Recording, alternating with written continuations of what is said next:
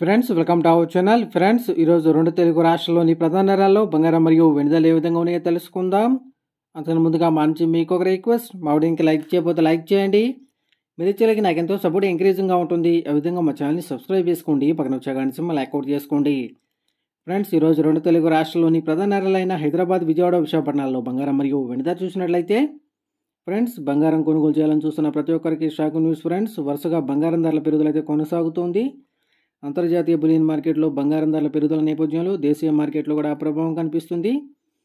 ఈరోజు 22 క్యారెట్ల 10 గ్రాముల బంగారంపై ₹200 పెరుగుదల నమోదు చేసి 70,000 దశలు అవుతూ ఉండగా, 24 క్యారెట్ల 10 గ్రాముల బంగారంపై ₹210 పెరుగుదల నమోదు చేసి 76,360 దశలు అవుతుంది.